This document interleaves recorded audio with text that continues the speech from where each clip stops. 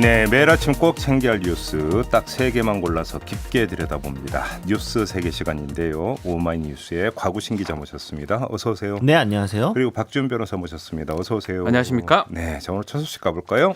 네, 채널A와 검찰과의 이른바 검언유착 의혹을 수사 중인 검찰이 의혹의 당사자인 한동훈 검사장의 휴대전화를 확보했다고 합니다. 네. 서울중앙지검 형사 1부는 이 한동훈 검사장의 휴대전화에 대한 압수수색 영장을 집행했는데요. 검찰은 이 핸드폰을 분석을 해서 한 검사장이 이동재 채널A 기자와 신라젠 관련 수사 혹은 취재 정보를 실제로 공유한 사실이 있는지 확인할 계획이라고 합니다. 네. 그러니까 앞서 채널A 진상조사위원회는 지난달 공개한 진상조사 보고서에서 핵심적인 증거인 이 기자와 검찰 관계자의 통화 녹음 파일을 확보하지 못했다라면서 이 실체적 진실에 접근하지 못했음을 어느 정도 인정한 바 있습니다. 네. 검찰은 이 기자가 회사에 제출했던 핸드폰 2대를 채널A로부터 넘겨받아 분석해 왔는데 네. 이번에는 이제 한 검사장 측의 핸드폰도 확보한 겁니다. 근데 한동훈 검사장은 뭐 자신은 그 통화한 적도 없고 그런 얘기 한 적도 없다 그렇게 지금 그 입장문 내놨다면서요. 네, 그러니까 변호인을 통해 가지고 그 좀 꽤 긴 입장문을 내어놓았는데요. 요지만 좀 요약을 해보자면 이 녹취록상 기자와 소위 제보자 간의 대화에 언급된 내용의 발언을 하거나 취재에 관여한 사실이 없을 뿐 아니라 어떤 형태로든 이 연결시켜주거나 수사에 관여한 사실도 전혀 없다. 사실 무근이라는 겁니다. 그러면서 오히려 자신이 이 이름을 도용당한 피해자다라고 이야기를 했습니다. 네. 좀 늦었죠. 이게 좀 빨리 확보를 해야지.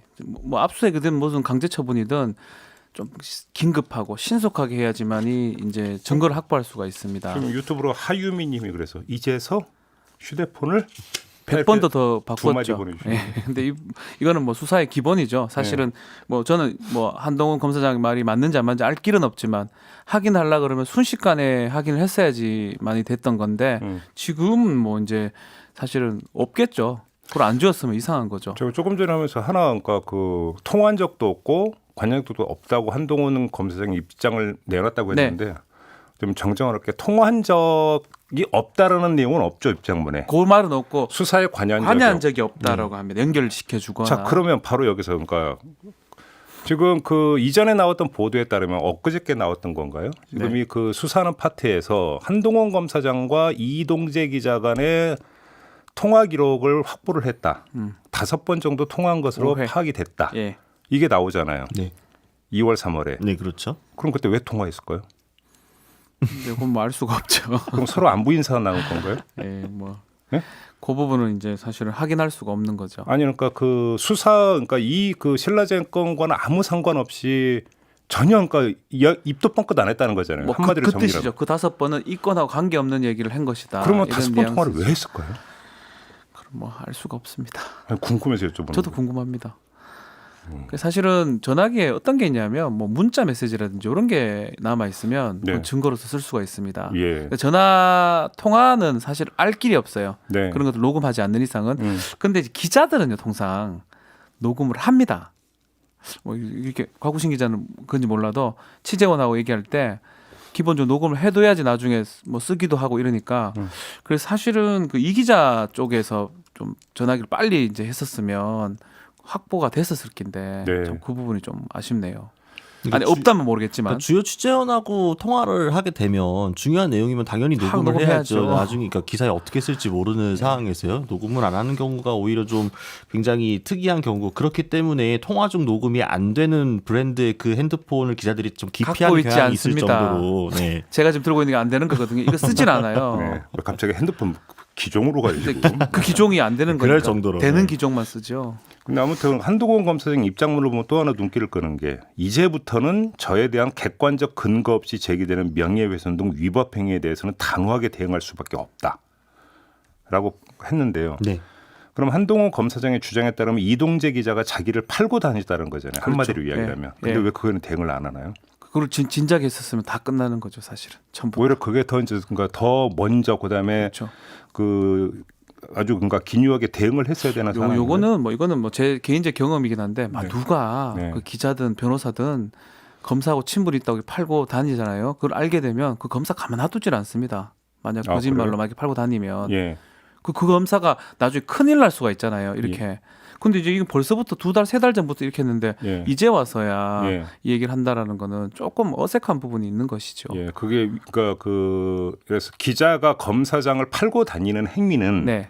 위법한 행위가 아닌가요? 뭐 그걸 이제 그냥 팔고 다니는 거는 문제가 안 되는데 네. 뭐 예컨대 그걸 갖고 협박을 한다든지 뭘 네. 한다든지 하면 그 검사 입장에서 가만히 있지 않죠. 그런 일이 없었는데 만약 내 이름을 팔고 그럼 다닌다면 혹시 그 5번 통화했다는 게 항의하기 위해서 통화한 건가요?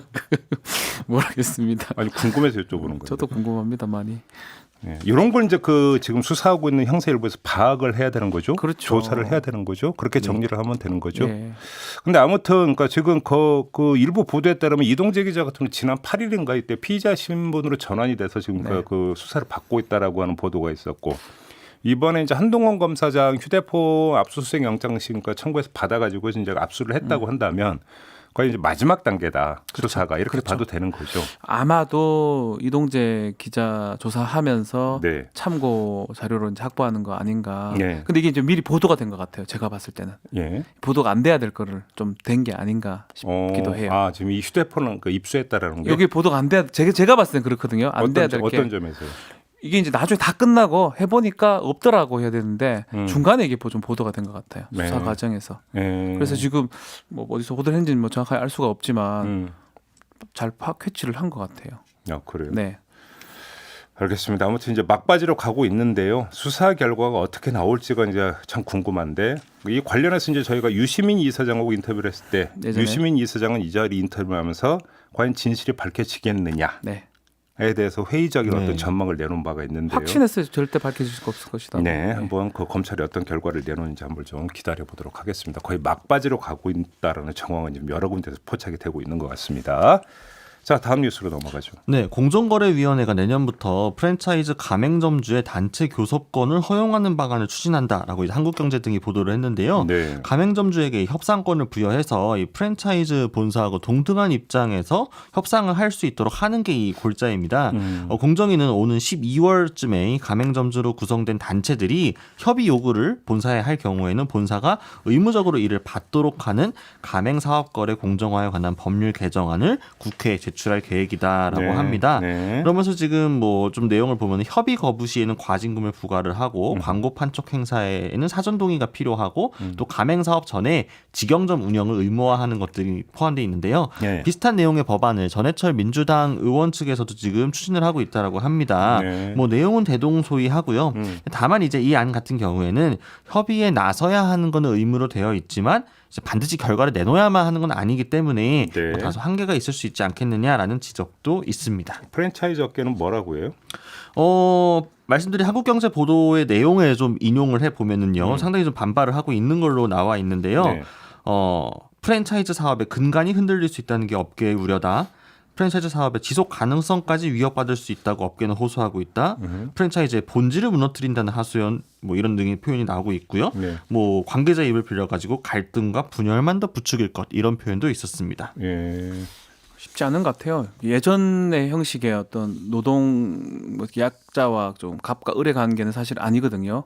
그러니까 그렇게 볼 수도 있는데 네. 이게 좀 계약이나 이런 걸 봤을 때는 사업자와 사업자 관계이기 때문에 프랜차이즈 업계 쉽게 말도 말하면 이제 파트너 관계다 예, 이거죠. 일본 맞는데 실제로 운영되는 거 보면 상당히 좀 갑질, 이른바 갑질 이런 게 많잖아요. 네. 그래서 뭔가 보호를 해줘야 되는데 보호 방안들을 계속 얘기하다 보니 결국은 노동자의 단속 교섭권 같은 것들을 좀 부여하지 돼야 되지 않느냐 이런 얘기 계속됐는데 네. 그래서 이런 개정안이 지금 올라온 것 같습니다. 그러니까 협의 요구권이잖아요. 그렇죠. 네, 협의 요구권. 협상도 아니고 교섭도 아니고 네. 오히려 협의라고 하는 단어에 예. 오히려 함정이 있을 수도 있는 거 아닙니까? 안 해도 되는 거거든요. 아니 예를 들어서 협의라고 하는 것은 합의와는 다른 거잖아요. 네. 그러니까 협의에 응했는데 결국은 평행선을 달려서 합의를 도출하지 못하면 그러면 협의 요구에 응한 겁니까? 안 응한 겁니까?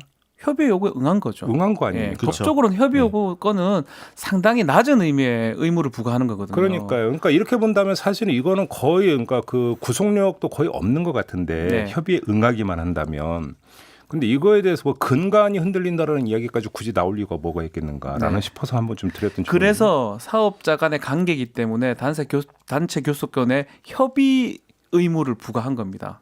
근데 그리고 그게 그 법상으로 그런 구조로 만든 거거든요. 형식적으로 파트너라고 하지만 내용적으로 가불이잖아요. 가불이죠, 사실은. 뭐 뉴스가 한두 번 나온 것도 아니고. 그렇죠. 네, 최근 몇 년 동안에 이제 모모 브랜드들의 이 프랜차이즈와 가맹점주들 사이 가불 관계의 문제가 여러 번 불거졌잖아요. 근데 네.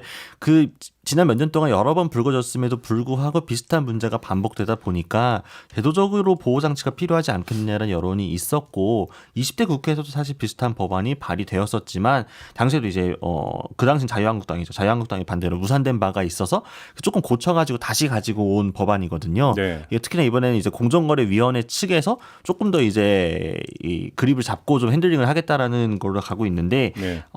아직 이제 법안이 발의가 된 게 아니기 때문에 이 정확하게 그래서 어떤 것들이 들어가 있고 어떻게 설계되는지는 따져볼 수가 없지만 어쨌든 이런 구상을 하고 있다. 이 입법 취지 정도에서 공감할 수 있지 않을까 이런 아니, 생각이 그러니까 어렵게 얘기할 것이 이제 갑을 관계라고 하는 것들이 현실이라고 한다면 을들이 모여서 한 목소리를 좀 내야 네. 그나마 어떤 협의장에 그 프랜차이즈 업체를 이제 끌어낼 수 있다. 뭐 그냥 이렇게 이해를 하면 되는 거 아니겠어요? 그렇죠. 사실 예전에 말한 노동 그런 구조랑 많이 바뀌고 있잖아요. 그러니까요. 그거에 맞게 법이 또 만들어져야 되는 거거든요. 그러니까 동등한 파트너십을 구축하기 위한 어떤 필요한 조치다. 그렇죠. 뭐 이 예. 정도로 이해를 하면 될 것 같습니다. 네.